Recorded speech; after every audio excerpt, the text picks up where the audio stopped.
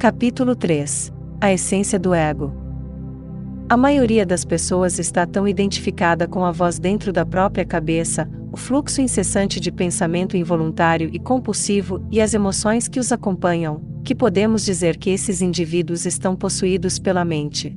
Quem se encontra inconsciente disso acredita que aquele que pensa é quem ele é. Essa é a mente egóica. Chamo-a de egóica porque existe uma percepção do eu, do ego, em todos os pensamentos, lembranças, interpretações, opiniões, pontos de vista, reações, emoções. Isso é inconsciência, espiritualmente falando.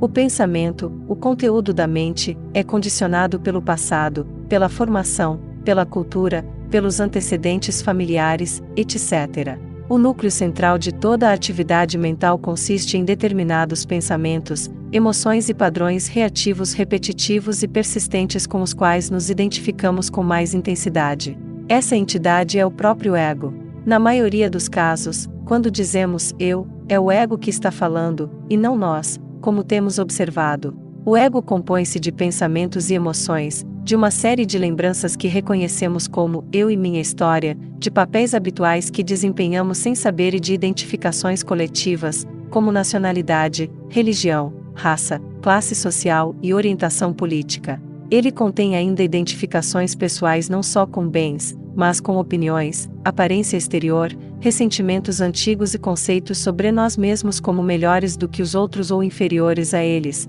como pessoas bem-sucedidas ou fracassadas. O conteúdo do ego varia de pessoa para pessoa, no entanto, todo ego funciona de acordo com a mesma estrutura. Em outras palavras, os egos diferem apenas na superfície. No fundo, eles são iguais. De que maneira são semelhantes? Eles existem à custa da identificação e da separação.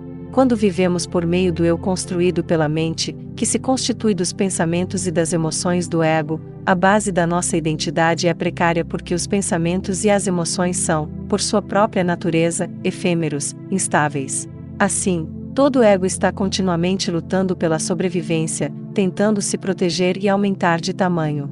Para sustentar o pensamento do eu, ele precisa de algo oposto, que é o pensamento, o outro. O eu conceitual não consegue sobreviver sem o outro conceitual. Os outros são sobretudo os outros quando os vemos como inimigos. Numa extremidade da escala desse padrão egóico de consciência, situa-se o hábito compulsivo de encontrarmos defeitos nas pessoas e nos queixarmos delas. Jesus referiu-se a isso quando disse: "Por que vês tu o argueiro no olho de teu irmão e não reparas na trave que está no teu olho?" No outro extremo da escala, encontram-se a violência física entre indivíduos e as guerras entre países. Embora, na Bíblia, a pergunta de Jesus permaneça sem resposta, ela é, sem dúvida, porque quando critico ou condeno o outro sinto-me maior, superior. Queixas e ressentimentos. Queixar-se é uma das estratégias prediletas do ego para se fortalecer. Cada reclamação é uma pequena história que a mente cria e na qual acreditamos inteiramente. Não importa se ela é feita em voz alta ou apenas em pensamento. Alguns egos que talvez não tenham muito mais com o que se identificar sobrevivem apenas com queixas. Quando estamos presos a um ego assim, reclamar, sobretudo de alguém, é algo habitual e, é claro, inconsciente, o que mostra que não sabemos o que estamos fazendo. Uma atitude típica desse padrão é aplicar rótulos mentais negativos às pessoas, seja na frente delas ou, como é mais comum, falando sobre elas com alguém ou até mesmo apenas pensando nelas. Xingar é o modo mais rude de atribuir esses rótulos e de mostrar a necessidade que o ego tem de estar certo e triunfar sobre os outros. Idiota, desgraçado, prostituta, todas essas afirmações definitivas contra as quais não se pode argumentar. No nível seguinte, descendo pela escala da inconsciência, estão os gritos. Não muito abaixo disso se encontra a violência física. O ressentimento é a emoção que acompanha a queixa e a rotulagem mental dos outros. Ele acrescenta ainda mais energia ao ego. Ressentir-se significa ficar magoado, melindrado ou ofendido. Costumamos nos sentir assim em relação à cobiça das pessoas, à sua desonestidade, à sua falta de integridade, ao que estão fazendo no presente, ao que fizeram no passado, ao que disseram, ao que deixaram de dizer, à atitude que deviam ou não ter tomado. O ego adora isso. Em vez de detectarmos a inconsciência nos outros, nós a transformamos em sua identidade. Quem é o responsável por isso? Nossa própria inconsciência, o ego. Algumas vezes, a falta que apontamos em alguém nem mesmo existe. Ela pode ser um erro total de interpretação, uma projeção feita por uma mente condicionada a ver inimigos e a se considerar sempre certa ou superior. Em outras ocasiões, a falta pode ter ocorrido, contudo, se nos concentrarmos nela, às vezes excluindo todo o resto, nós a tornamos maior do que é. E dessa maneira fortalecemos em nós mesmos aquilo a que reagimos no outro. Não reagir ao ego das pessoas é uma das maneiras mais eficazes de não só superarmos nosso próprio ego, como também de dissolver o ego humano coletivo. No entanto, só conseguimos nos abster de reagir quando somos capazes de reconhecer o comportamento de alguém como originário do ego, como uma expressão do distúrbio coletivo da espécie humana. Quando compreendemos que não se trata de nada pessoal, a compulsão para reagir desaparece. Não reagindo ao ego, muitas vezes podemos fazer aflorar a sanidade nos outros, que é a consciência não condicionada em oposição à consciência condicionada. Em determinadas ocasiões, talvez precisemos tomar providências práticas para nos proteger de pessoas profundamente inconscientes. Isso é algo que temos condições de fazer sem torná-las nossas inimigas. Nossa maior defesa, contudo, é sermos conscientes. Alguém passa a ser um inimigo quando personalizamos a inconsciência que é o ego. A não reação não é fraqueza, mas força. Outra palavra para não reação é perdão.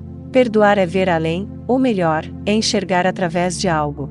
É ver, através do ego, a sanidade que há em cada ser humano como sua essência. O ego adora reclamar e se ressente não só de pessoas como de situações. O que podemos fazer com alguém também conseguimos fazer com uma circunstância, transformá-la num inimigo. Os pontos implícitos são sempre: isso não deveria estar acontecendo, não quero estar aqui, estou agindo contra minha vontade, o tratamento que estou recebendo é injusto. E, é claro, o maior inimigo do ego acima de tudo isso é o momento presente, ou seja, a vida em si. Não confunda a queixa com a atitude de informar alguém de uma falha ou de uma deficiência para que elas possam ser sanadas. Além disso, abster-se de reclamar não corresponde necessariamente a tolerar algo de má qualidade nem um mau comportamento. Não há interferência do ego quando dizemos ao garçom que a comida está fria e precisa ser aquecida, desde que nos atenhamos aos fatos, que são sempre neutros. Como você se atreve a me servir uma sopa fria? Isso é se queixar.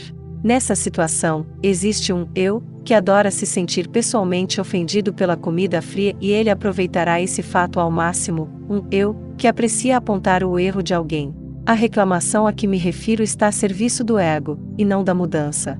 Algumas vezes fica óbvio que o ego não deseja que algo se modifique para que possa continuar se queixando.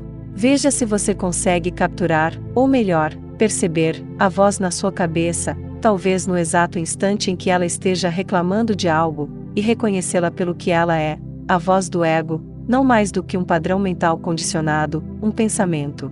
Sempre que a observar, compreenderá que você não é ela, e sim aquele que tem consciência dela. Na verdade, você é a consciência que está consciente da voz. Atrás, em segundo plano, está a consciência. À frente, se situa a voz, aquele que pensa.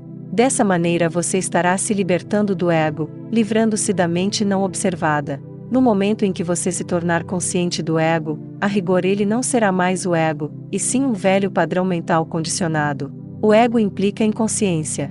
Ele e a consciência não conseguem coexistir. O velho padrão mental, ou hábito mental, pode sobreviver e se manifestar por um tempo porque tem o impulso de milhares de anos de inconsciência humana coletiva atrás de si. No entanto, toda vez que é reconhecido, ele se enfraquece. A atitude reativa e o rancor. Embora o ressentimento costume ser a emoção que acompanha a queixa, ele também pode vir junto com uma emoção forte, como a raiva ou outra forma de contrariedade. Dessa maneira, torna-se mais carregado energeticamente. A reclamação então se transforma numa atitude reativa, outra maneira que o ego encontra de se fortalecer. Existem muitas pessoas que estão sempre esperando pela próxima coisa contra a qual reagir para que possam se sentir irritadas ou perturbadas, e nunca demora muito até que encontrem o que procuram. Isso é um insulto. Como você ousa? Estou profundamente magoado com isso, é o que costumam dizer. Elas são viciadas em se aborrecer e se encolerizar, enquanto os outros funcionam como uma droga. Pela reação a isso ou aquilo, afirmam e intensificam sua percepção do eu. Um ressentimento antigo é chamado de rancor. Carregar um sentimento desse tipo é estar permanentemente no estado contra, e é por isso que o rancor constitui uma parte significativa do ego de muita gente. Quando coletivo, ele pode sobreviver por séculos na psique de um país ou de uma tribo e alimentar um ciclo interminável de violência. Um rancor é uma forte emoção negativa ligada a um acontecimento ocorrido no passado, algumas vezes distante, que é mantido vivo pelo pensamento compulsivo que reconta a história, na cabeça ou em voz alta, do que alguém me fez, do que alguém nos fez. Esse sentimento também é capaz de contaminar outras áreas da vida. Por exemplo, enquanto pensamos sobre o rancor e o sentimos, sua energia emocional nefasta pode distorcer nossa percepção de um acontecimento que está ocorrendo naquele momento ou influenciar a maneira como falamos com alguém no presente ou nosso comportamento em relação a essa pessoa. Um rancor profundo é suficiente para afetar vários aspectos da vida e nos manter nas garras do ego. É preciso honestidade para verificarmos se ainda guardamos rancores, se existe alguém na nossa vida que não conseguimos perdoar completamente, um inimigo. Caso você esteja nessa situação, tome consciência do rancor tanto no nível do pensamento quanto no nível emocional, ou seja, conscientize-se dos pensamentos que mantêm a continuidade desse sentimento negativo e sinta a emoção, que é a reação do corpo a esses pensamentos. Não tente deixar o rancor de lado. Tentar perdoar não dá certo.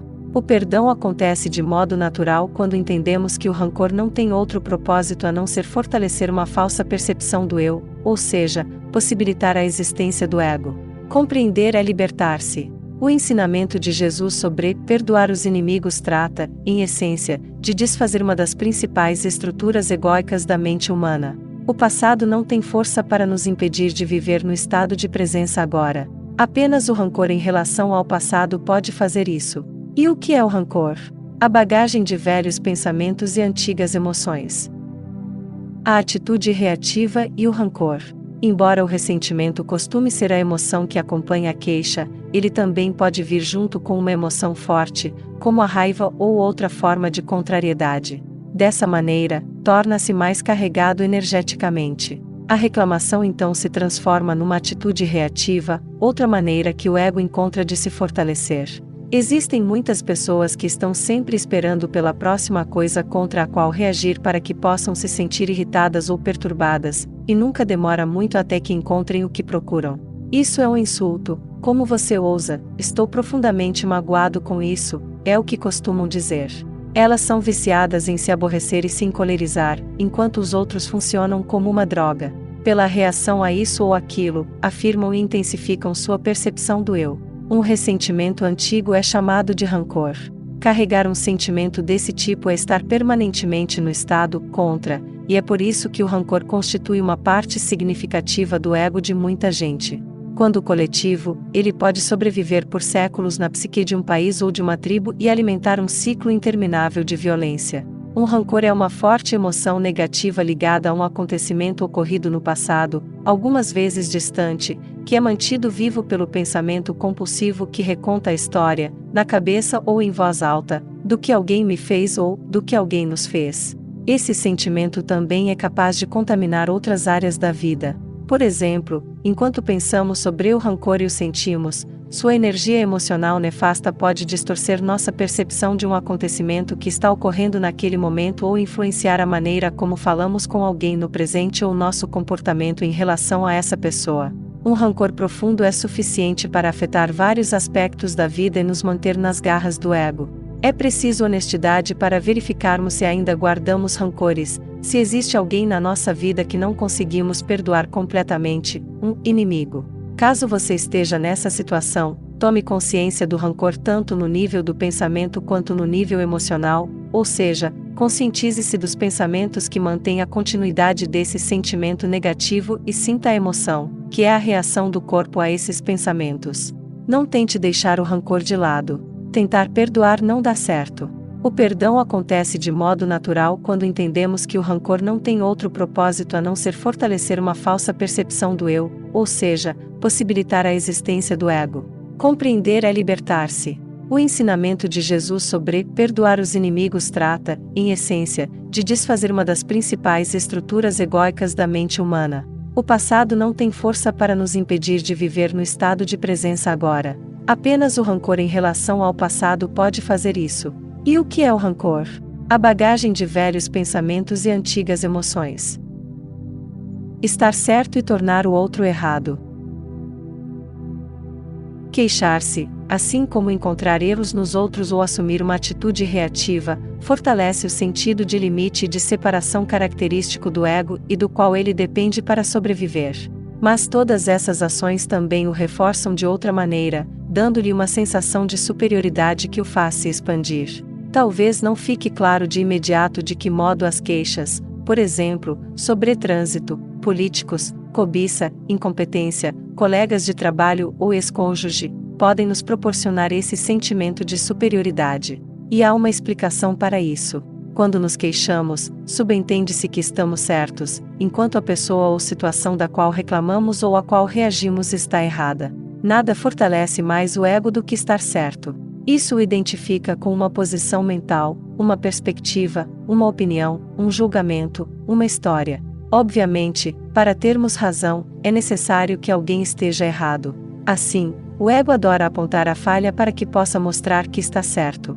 Em outras palavras, precisamos fazer com que os outros estejam equivocados para nos sentir mais fortes do que somos. Assim como uma pessoa, também uma situação pode ser considerada errada por meio de queixas e de algum tipo de reação, atitudes que sempre deixam subentendida a ideia: isso não deveria estar acontecendo. Estarmos certos nos coloca numa posição de superioridade moral imaginada em relação à pessoa ou à situação que está sendo julgada. É esse sentimento de superioridade que o ego adora e por meio do qual se destaca. Em defesa de uma ilusão. Vamos considerar os fatos, que são inquestionáveis. Por exemplo, se você disser a luz se desloca mais rápido do que o som e alguém afirmar o contrário, é óbvio que você está certo e a pessoa, errada. A simples observação de que o raio precede o trovão confirma isso. Portanto, você não apenas está certo como sabe que tem razão. Será que o ego está envolvido nisso? Talvez, mas não necessariamente. Se você está apenas afirmando algo que sabe estar correto, não há participação do ego, porque não há identificação. Identificação com o quê? Com a mente e com uma posição mental. Porém, essa identificação pode se insinuar com a maior facilidade. Se você se surpreender dizendo, acredite em mim, eu sei, ou, porque você nunca acredita em mim, é porque o ego já se pronunciou. Ele se esconde na palavra, mim. Uma simples afirmação, a luz é mais rápida do que o som, embora verdadeira, agora está a serviço da ilusão, do ego. Ela foi contaminada com um falso sentimento de eu, tornou-se personalizada, convertida numa posição mental. O eu sente-se inferiorizado ou ofendido porque alguém não acredita no que ele disse. O ego leva tudo para o lado pessoal. Surge a emoção, assim como a atitude defensiva, talvez até a agressão. Estamos defendendo a verdade? Não, a verdade nunca precisa de defesa. Nem a luz nem o som se importam com o que eu, você ou qualquer outra pessoa pense. Estamos protegendo a nós mesmos ou então a ilusão de nós mesmos, o substituto produzido pela mente. Seria ainda mais apropriado dizer que a ilusão está resguardando a si mesma. Se até o terreno simples e direto dos fatos está sujeito à distorção e à ilusão egóica, o que dizer do menos tangível campo das opiniões, pontos de vista e julgamentos, todos eles formas de pensamento que podem facilmente adquirir um sentimento de eu. Todo ego confunde opiniões e pontos de vista com fatos. Além disso, nenhum ego consegue estabelecer a diferença entre um acontecimento e sua reação a ele. O ego é sempre o mestre da percepção seletiva e da interpretação distorcida. Apenas por meio da consciência, e não do pensamento, somos capazes de diferenciar entre fato e opinião. Somente por intermédio da consciência uma pessoa consegue ver o seguinte: esta é a situação e aqui está a raiva que sinto dela. Depois, compreende que existem outras formas de abordar aquela circunstância e maneiras diferentes de entendê-la e de lidar com ela. Só com o uso da consciência conseguimos ver a totalidade da situação ou da pessoa em vez de adotarmos um ponto de vista limitado. Verdade, relativa ou absoluta. Fora do terreno dos fatos simples e verificáveis, a certeza "estou certo e você errado" é perigosa para os relacionamentos pessoais, bem como para as interações entre países, tribos, religiões, e assim por diante. No entanto, se o fato de sustentarmos que estamos certos e os outros errados é uma das maneiras que o ego tem de se sentir fortalecido, se é um distúrbio mental que perpetua a separação e o conflito entre os seres humanos, isso significa que não existem comportamentos, atos nem credos certos ou errados. E não seria isso o relativismo, a crença de que não existe uma verdade absoluta para guiar o comportamento humano, que alguns ensinamentos cristãos contemporâneos consideram o grande mal da nossa época? A história do cristianismo é um exemplo básico de como a crença de que estamos na isolada posição de detentores da verdade, ou seja, certos, pode corromper nossas ações e nossos comportamentos ao ponto da insanidade. Durante séculos, torturar e queimar pessoas vivas, caso sua opinião divergisse até mesmo da forma mais superficial da doutrina da Igreja ou de interpretações estreitas das Escrituras, a verdade, eram consideradas atitudes corretas porque as vítimas estavam erradas.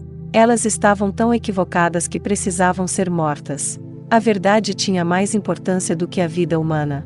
E o que era a verdade? Uma história em que todos tinham de acreditar, ou seja, um punhado de pensamentos. No grupo de 1 milhão de pessoas que Pol Pot, o ex-ditador do Camboja, mandou matar, encontravam-se todos os que usavam óculos. Por quê? Porque, para ele, a interpretação marxista da história era a verdade absoluta, e, de acordo com sua versão da verdade, aqueles que usavam óculos pertenciam à classe instruída, eram os burgueses, os exploradores dos camponeses. Eles precisavam ser eliminados para dar espaço a uma nova ordem social. A verdade dele era também um punhado de pensamentos. A Igreja Católica e outras religiões estão certas quando apontam o relativismo como um dos demônios do nosso tempo. No entanto, não encontraremos a verdade absoluta se a procurarmos onde ela não está, em doutrinas, ideologias, conjuntos de leis ou histórias. O que todas essas coisas têm em comum? Elas se constituem de pensamentos. Na melhor das hipóteses, o pensamento indica a verdade, contudo nunca é a verdade. É por isso que os budistas dizem que o dedo apontando para a lua não é a lua. Todas as religiões podem ser falsas e verdadeiras, dependendo de como as usamos. Cabe a nós colocá-las a serviço do ego ou da verdade. Se acreditamos que apenas nossa religião é a verdade, nós a estamos utilizando em prol do ego. Empregado dessa maneira, o credo torna-se uma ideologia e cria uma sensação ilusória de superioridade assim como de divisão e conflito entre as pessoas. Quando trabalham para a verdade, os ensinamentos religiosos representam pontos de sinalização ou mapas que pessoas conscientes deixam no caminho para nos ajudar a despertar espiritualmente, isto é, a nos tornarmos livres da identificação com a forma. Existe apenas uma verdade absoluta, e todas as outras verdades emanam dela. Quando a encontramos, nossas ações acontecem em sintonia com ela. A ação humana pode refletir a verdade ou a ilusão. Será que é possível colocar a verdade em palavras? Sim, porém as palavras não são a verdade. Elas apenas a indicam. A verdade é inseparável de quem nós somos. Sim, você é a verdade. Sempre que a procurar em outro lugar, acabará decepcionado. O próprio ser que é você é a verdade. Jesus tentou mostrar isso quando disse: "Eu sou o caminho, a verdade e a vida". Essas palavras são um dos mais poderosos e diretos indicadores da verdade desde que entendidas corretamente. Se mal interpretadas, tornam-se um grande obstáculo. Jesus fala do ser mais interior, da essência da identidade de cada homem ou mulher, na verdade, de toda forma de vida. Ele se refere à vida que nós somos. Alguns místicos cristãos chamam isso de o Cristo interior, os budistas o denominam natureza de Buda, para os hinduístas, é o Atman, a essência divina. Quando entramos em contato com essa dimensão que trazemos dentro de nós, e isso é nosso estado natural, e não uma conquista milagrosa, todas as ações que praticamos e os relacionamentos que estabelecemos refletem o estado de unificação com a vida única que sentimos em nosso interior. Isso é amor. Leis, mandamentos, normas e regulamentos são necessários para aqueles que estão separados de quem eles são, da sua verdade interna. Essas regras destinam-se a evitar os piores excessos do ego, porém, em geral, não são capazes sequer de fazer isso. Ame e faça o que quiser, disse Santo Agostinho. As palavras não conseguem chegar mais perto da verdade do que isso. O ego não é pessoal. Num nível coletivo, o modelo mental, estamos certos e eles estão errados, está particularmente entrincheirado naqueles lugares do mundo onde o conflito entre dois lados, que podem ser países, raças, tribos, religiões ou ideologias, é muito antigo, extremo e endêmico. Ambos estão igualmente identificados com sua própria perspectiva, sua própria história, isto é, com o pensamento. Os dois são incapazes de perceber que outra perspectiva, outra história, possa existir e também ser válida. O escritor israelense Y. Halevi fala da possibilidade de conciliar uma narrativa competitiva. No entanto, em muitos pontos do globo, as pessoas ainda não são capazes de fazer isso ou não querem agir assim. As duas partes julgam-se detentoras da verdade. Cada uma delas se considera vítima e classifica o outro como o mal. Como o conceitualizam e o desumanizam, vendo-o como inimigo, são capazes de matá-lo e infligir-lhe todo tipo de violência, ainda que se trate de crianças, sem sentir sua humanidade e seu sofrimento. Ficam aprisionados numa espiral insana de cometer atos terríveis e sofrer o revide, ação e reação.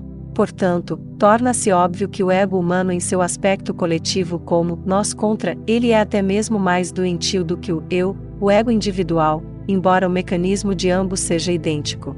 A maior parte da violência que os seres humanos infligiram a si mesmos não foi obra de criminosos nem de indivíduos mentalmente perturbados, mas de cidadãos normais, respeitáveis, a serviço do ego coletivo.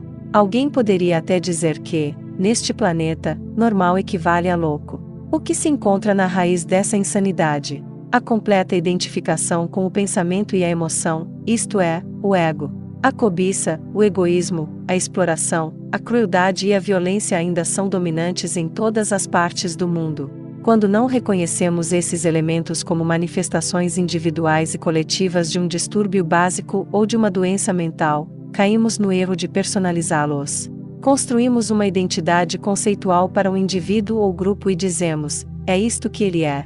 É isto que eles são. Sempre que confundimos o ego que detectamos em alguém com sua identidade, isso é obra do nosso próprio ego, que usa essa interpretação errônea para se fortalecer mostrando que está certo e que, portanto, é superior. Ele também faz isso reagindo com condenação, indignação e, geralmente, raiva em relação ao inimigo percebido. Tudo isso lhe proporciona imensa satisfação. Fortalece a sensação de separação entre nós e o outro, cuja alteridade, isto é, a natureza ou condição do que é outro, do que é distinto, aumenta a tal ponto que já não conseguimos sentir sua humanidade nem suas raízes na vida única que compartilhamos com cada ser humano, a divindade que temos em comum. Os padrões egóicos específicos a que reagimos com mais intensidade em alguém e que classificamos erroneamente como sua identidade tendem a ser idênticos aos nossos, no entanto, ou somos incapazes de vê-los ou não queremos detectá-los em nós. Nesse sentido, temos muito a aprender com nossos inimigos. O que existe neles que mais nos incomoda ou perturba?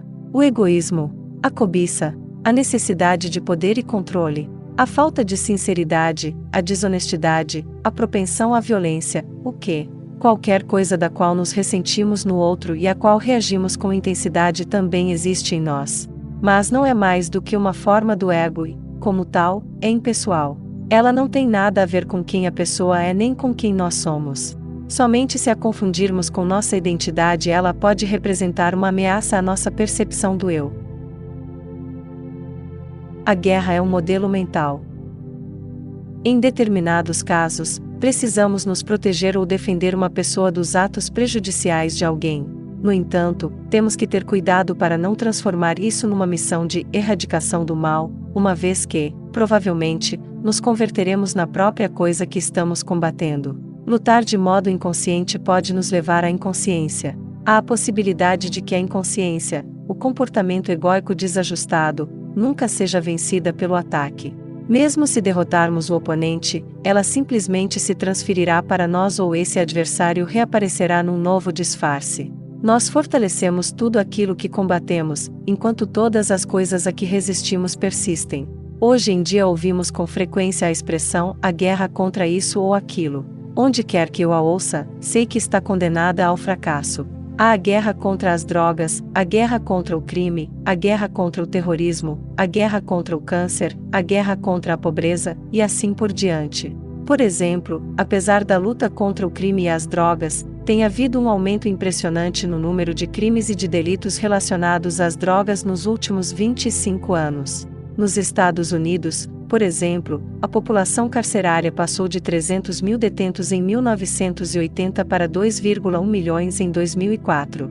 A guerra contra as doenças nos deu, entre outras coisas, os antibióticos. A princípio, muitos especialistas concordam que o uso disseminado e indiscriminado desses remédios criou uma bomba relógio e que as espécies de bactérias resistentes a eles provavelmente causarão um ressurgimento dessas moléstias, talvez até como epidemias. O Journal of the American Medical Association diz que nos Estados Unidos o tratamento médico é a terceira maior causa de morte depois dos males cardíacos e do câncer. A homeopatia e a medicina chinesa são dois exemplos de métodos de tratamento alternativos que não consideram as doenças inimigos, portanto, não criam novas enfermidades. A guerra é um modelo mental, e toda ação que resulta dela tanto pode fortalecer o inimigo, o mal percebido, ou, quando ela é vencida, criar um novo adversário, um mal que pode ser idêntico ao que foi derrotado ou até pior do que ele.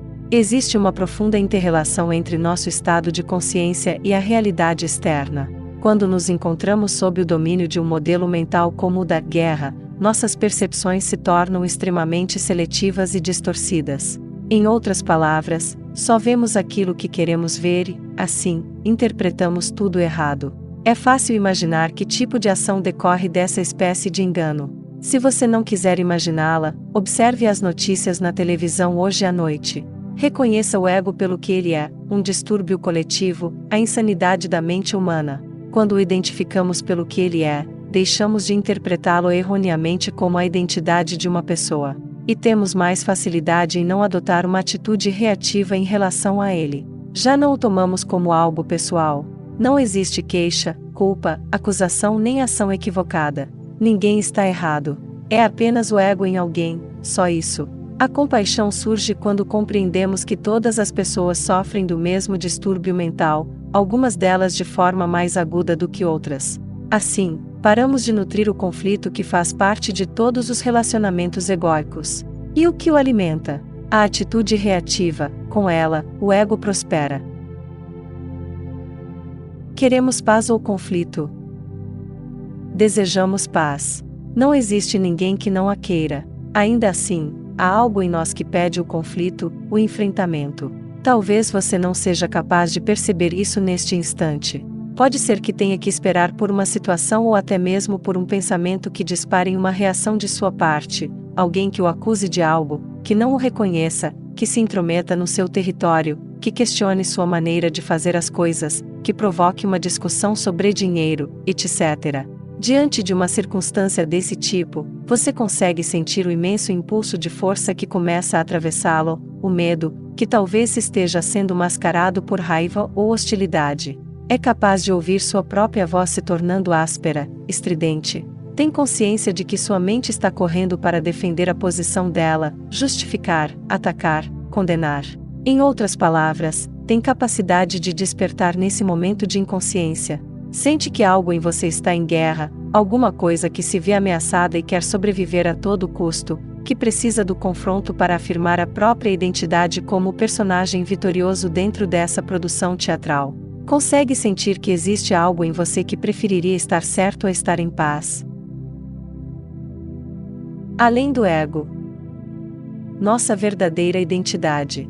Quando o ego está em guerra, saiba que isso não passa de uma ilusão que está lutando para sobreviver. Essa ilusão pensa ser nós. A princípio, não é fácil estarmos lá como testemunhas, no estado de presença, sobretudo quando o ego se encontra nessa situação ou quando um padrão emocional do passado é ativado.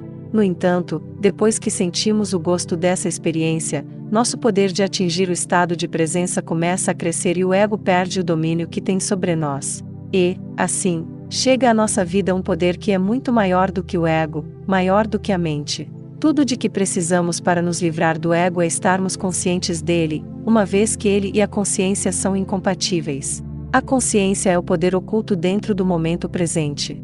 É por isso que podemos chamá-la de presença. O propósito supremo da existência humana, isto é, de cada um de nós, é trazer esse poder ao mundo. E é também por isso que nossa libertação do ego não pode ser transformada numa meta a ser atingida em algum ponto no futuro. Somente a presença é capaz de nos libertar dele, pois só podemos estar presentes agora, e não ontem nem amanhã. Apenas ela consegue desfazer o passado em nós e assim transformar nosso estado de consciência. O que é a compreensão da espiritualidade? A crença de que somos espíritos. Não, isso é um pensamento. De fato, ele está um pouco mais próximo da verdade do que a ideia de que somos a pessoa descrita na nossa certidão de nascimento, mas, ainda assim, é um pensamento. A compreensão da espiritualidade é ver com clareza que o que nós percebemos, vivenciamos, pensamos ou sentimos não é, em última análise, quem somos, que não podemos nos encontrar em todas essas coisas, que são transitórias e se acabam continuamente. É provável que Buda tenha sido o primeiro ser humano a entender isso, e dessa maneira, Anatta, a noção do não-eu, se tornou um dos pontos centrais dos seus ensinamentos. E, quando Jesus disse, negue-se a si mesmo, sua intenção era afirmar, negue, e assim desfaça, a ilusão do eu. Se o eu, o ego, fosse de fato quem somos, seria um absurdo negá-lo. O que permanece é a luz da consciência, sob a qual percepções, sensações, pensamentos e sentimentos vêm e vão. Isso é o ser, o mais profundo e verdadeiro eu. Quando sabemos que somos isso, qualquer coisa que ocorra na nossa vida deixa de ter importância absoluta para adquirir importância apenas relativa. Respeitamos os acontecimentos, mas eles perdem sua seriedade plena, seu peso. A única coisa que faz diferença realmente é isto: podemos sentir nosso ser essencial, o eu sou, como o pano de fundo da nossa vida o tempo todo. Para ser mais exato, conseguimos sentir o eu sou que somos neste momento. Somos capazes de sentir nossa identidade essencial como consciência propriamente dita? Ou estamos nos perdendo no que acontece, na mente, no mundo? Todas as estruturas são instáveis. Seja qual for a forma que assuma, a motivação inconsciente por trás do ego é fortalecer a imagem de quem nós pensamos que somos, o eu fantasma que passa a existir quando o pensamento, uma enorme bênção, assim como uma grande maldição, começa a dominar e a obscurecer a simples, e ainda assim profunda, alegria da conectividade com o ser, a origem, Deus. Independentemente do comportamento que o ego manifeste, a força motivadora oculta é sempre a mesma, a incessante necessidade de aparecer, ser especial, estar no controle, ter poder, ganhar atenção. E, é claro, a necessidade de experimentar uma sensação de isolamento, ou seja, de oposição, de ter inimigos. O ego sempre quer alguma coisa das pessoas ou das situações. No caso dele há sempre um plano oculto, um sentimento de ainda não é o bastante, de insuficiência e falta, que precisa ser atendido. Ele usa as pessoas e situações para conseguir o que deseja e, até mesmo quando é bem-sucedido, nunca fica satisfeito por muito tempo. Em geral, vive frustrado com seus objetivos. Na maior parte do tempo, a lacuna entre o eu quero e o que acontece torna-se uma fonte constante de aborrecimento e angústia. A clássica canção dos Rolling Stones, I Can Get No Satisfaction, não consigo ter satisfação, é sua música. A emoção subjacente que governa todas as atividades do ego é o medo. O medo de não ser ninguém, o medo da não existência, o medo da morte. Todas as suas ações, enfim, destinam-se a eliminar esse temor. No entanto, o máximo que o ego consegue fazer é encobri-lo temporariamente, seja com um relacionamento íntimo, a aquisição de um novo bem ou tendo um bom desempenho numa coisa ou noutra. A ilusão nunca nos satisfaz. Apenas a verdade de quem nós somos, se compreendida, nos libertará. Por que o medo? Porque o ego surge pela identificação com a forma e, na verdade, ele sabe que nenhuma forma é permanente, que todas elas são transitórias. Assim, há sempre um sentimento de insegurança ao seu redor, mesmo que externamente ele pareça confiante. Certa vez, quando eu caminhava com um amigo numa linda reserva natural próxima a Malibu, na Califórnia, chegamos às ruínas do que fora uma casa de campo, destruída pelo fogo décadas atrás. Ao nos aproximarmos da propriedade, toda cercada de árvores e de plantas magníficas, vimos, ao lado da trilha, uma placa que as autoridades do parque haviam colocado ali. Nela estava escrito: perigo. Todas as estruturas são instáveis, comentei com meu amigo. Este é um sutra profundo, e ficamos parados, impressionados. Depois que compreendemos e aceitamos que todas as estruturas, formas, são efêmeras, até mesmo os materiais aparentemente sólidos, a paz surge dentro de nós. Isso acontece porque o reconhecimento da impermanência de todas as formas nos desperta para a dimensão do que não tem forma no nosso interior, o que está além da morte. Jesus chamou isso de vida eterna. A necessidade do ego de se sentir superior. Existem muitas formas sutis de ego que, mesmo sendo tênues, podemos observar com facilidade nas pessoas, mais importante, em nós. Lembre-se, no momento em que nos tornamos conscientes do nosso ego, essa consciência emergente é quem somos além do ego, o eu profundo. O reconhecimento do falso já é o surgimento do real. Por exemplo, imagine que você está prestes a contar uma novidade a alguém. Já sabe o que aconteceu? Não? Vou lhe dizer, se estiver alerta o suficiente, no pleno estado de presença, será capaz de detectar um rápido sentimento de satisfação dentro de si imediatamente antes de dar a notícia, até mesmo se ela for má. Isso ocorre porque, por um breve momento, existe, aos olhos do ego, um desequilíbrio a seu favor na relação entre você e a outra pessoa. Durante esse instante, você sabe mais do que ela.